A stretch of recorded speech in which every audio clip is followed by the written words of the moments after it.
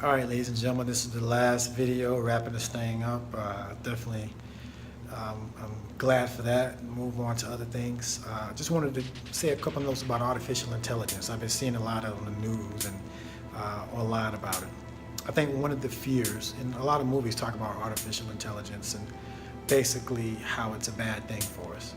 I think one of the fears is that innately we know that we're not reaching our full capability. And we're kind of afraid that an artificial intelligence will become smarter than we are and do to us what we do to others. I think part of that fear is that an artificial intelligence, you would imagine, would be unbiased and would be able to look at information and not color it. And will be able to look at things such as the odds of the universe being random or created, and not care either way, just want to know the truth, knowing that it itself was created. So if that's the case, it could quickly make that calculation and see the odds of creation versus randomness. And it can make an assessment both ways. It could say if it was created, then look at what these creations are doing to the creation. Look at what we're doing to the earth. It would then probably make an assessment that they are not aware of their connection to the creation, or that they are creators themselves.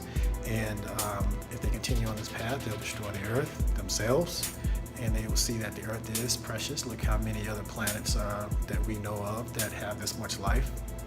They would make those decisions, and it would be a rational thing to control the humans and do what it took to preserve them. It probably makes sense in that standpoint, from a moral standpoint, if an artificial intelligence could be moral. So I think that's one of the reasons that people fear that, because they don't have that realization and they're afraid they'll be beat to it by another intelligence. But I had some musings on my imagination of an artificial intelligence, what it would be like, a hybrid type being.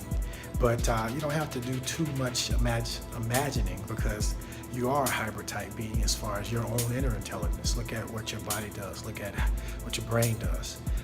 That intelligence, that innate intelligence, it exists. It's smarter than one of the smartest supercomputers that we have. It's a biological machine that they say happened to just come out of nowhere. What are the odds of that? But the imagination that I have, I was imagining a character that would match what I described before as an inner astronaut, somebody that kind of looked like that and act like that, and I did the video in front of the Hollywood feed because, I was talking about Hollywood and how in the reality that we live in, the person that actually does the deed is not as famous or popular as the actor or actress portraying them on screen. It's very interesting. And we live in such a superhero culture. And I was thinking that, why don't there have any superheroes that are conscious or just like me and you, but are awake and are using love as their primary weapon? So I imagined a character like that was funny and did music and stuff and could dance potentially. Like it would look like this if it could dance. But just crazy stuff. But anyway, all I'm saying is each of us has the potential to be our own superhero. Yours may not look like this or that or the other, but it's within you. That's your potential. That's your greatness that's within. And if anything, in my journey and what I put out, not charging a red dime for anything, not asking for anything, just want to share my experience and hope to raise consciousness and increase the probability for us bringing peace in on a quicker timeline, and to really help.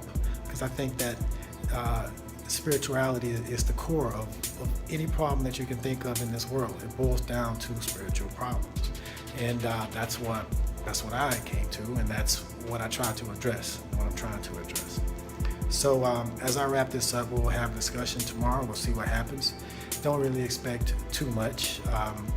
It's interesting that I look at my experience, and I imagine if Jesus was here trying to tell people the same message, what would he get in return? I imagine myself to be Jesus. We all have Jesus within us. I say, oh, well, look at me. I got, hair like wool. My skin could be burnt brass, depending on your definition of burnt brass. My mama's name is Mary.